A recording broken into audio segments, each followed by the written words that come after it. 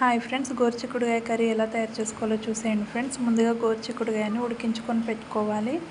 ఇప్పుడు stove on చేసుకొని కడాయి పెట్టుకొని 2 స్పూన్స్ ఆయిల్ వేసుకోవాలి. ఆయిల్ హీట్ అయిన తర్వాతకి ఆనియన్స్ని కట్ చేసి వేసుకోవాలి. కొద్దిగా కరివేపాకును వేసుకోవాలి. ఫ్రై చేసుకోవాలి ఫ్రెండ్స్. చూడండి, ఇక్కడ ఆనియన్స్ ఫ్రై అయిపోయాయి. ఇప్పుడు కొద్దిగా అల్లం వెల్లుల్లి పేస్ట్, కొద్దిగా పసుపును వేసుకొని ఫ్రై చేసుకోవాలి.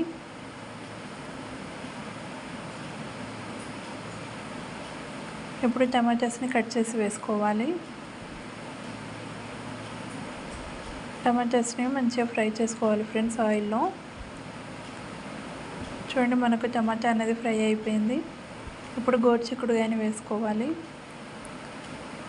గోరుచిక్కుడుకాయని వేసుకొని మొత్తం కలిపేసుకోవాలి.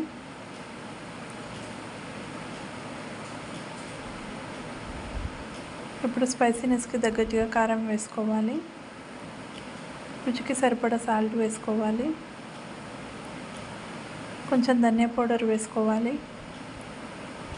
కొంచెం గరం మసాలా వేసుకోవాలి. ఒకసారి మొత్తం కలిపేసుకోవాలి.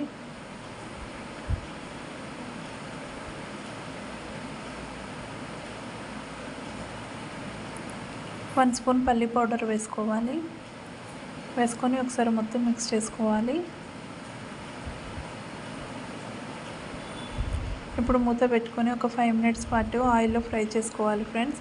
5 మినిట్స్ తర్వాత మూత చూస్తే చూడండి, మనకు ఆయిల్ మంచిగా తేలుతుంది కదా. ఇప్పుడు కొంచెం వాటర్ వేసుకోవాలి.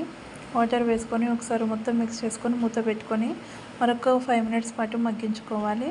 చూడండి ఫ్రెండ్స్, 5 మినిట్స్ తర్వాత చూస్తే మనకు కర్రీ అనేది దగ్గరికి అయిపోయింది. ఇప్పుడు ఫైనల్గా కొత్తిమీర వేసేసుకొని ఒకసారి మొత్తం కలిపేసుకోవాలి.